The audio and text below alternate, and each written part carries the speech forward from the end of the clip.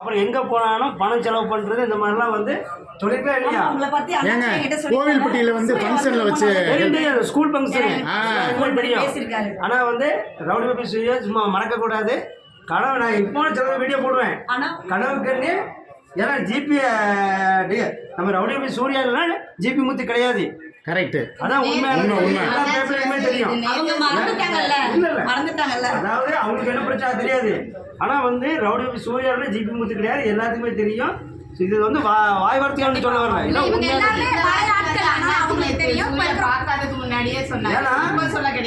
அதாவது ஒரு படத்துல வந்து ஒரு நடிகை கண்டிப்பா வேணும். ஒரு நடிகை இன்னைக்கு நேத்து வந்தோன்னு சொன்னாங்க. அன்னைக்கு வந்து நீங்க கொடுத்தது வந்து மாமா. ஏன்னா யாருமே வந்து ஒரு லேடிஸ் வந்து நடிக்கிறதுக்கு வர மாட்டாங்க.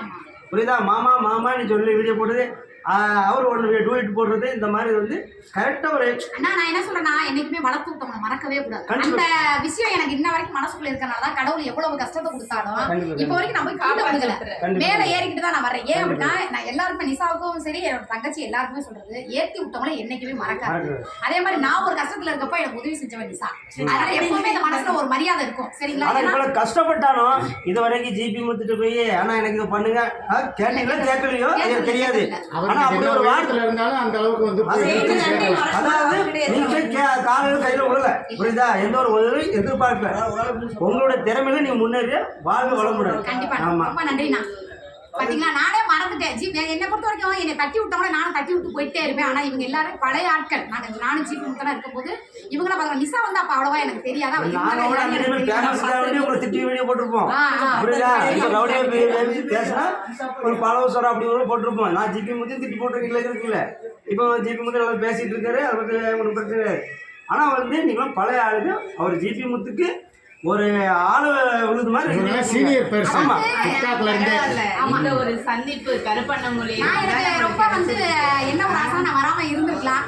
சரி, அது வந்து இங்க வந்தா நிசாவை பார்க்கலாம். இந்த சிஸ்டர் இருக்காங்க, அவங்கள இந்த அண்ணா இவங்களெல்லாம் பார்க்கும்போது அப்பா நினைப்பாங்க பரவாயில்லையே. ஏன்னா யாரையுமே நேரில் பழகி பார்த்தாதான் அவங்களோட ரியலான குணம் தெரியும்.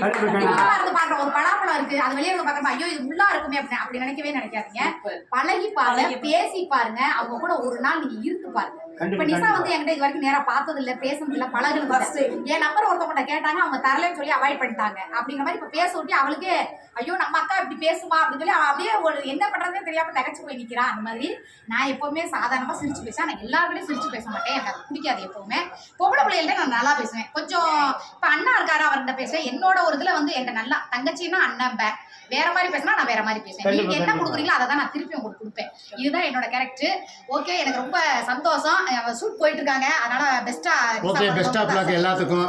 Thank you so much. Okay, bye சொல்லுங்க. பை. இந்த வாய்ப்பு கொடுத்த கருப்பண்ணனுக்கு ரொம்ப நன்றி. இந்த வாய்ப்பு அவரு மூலியமா தான் நம்மளுக்கு கிடைச்சது. அதனால மனசே ஒண்ணு தெரியாம நிக்கிறேன். இந்த வாய்ப்பு வந்து அவருக்கு வந்தது. ரொம்ப ரொம்ப நன்றி. டிக்டாக்ல இருந்து சூர்யாவை பார்க்க முடியாம இருந்துச்சு. இந்த சந்தர்ப்பம் கொடுத்துருக்கீங்கன்னா நீங்க தான். ஆமா, நன்றி சொல்றாங்க. புரியுதா? இந்த வாய்ப்பு கொடுத்து நீங்க தான். வாய்க்குல திருச்சி வாங்க செல்ல வாய்க்குல திருச்சி வந்தா ரைட். ஓகே, பாய். இந்த வீடியோ போட்டு 2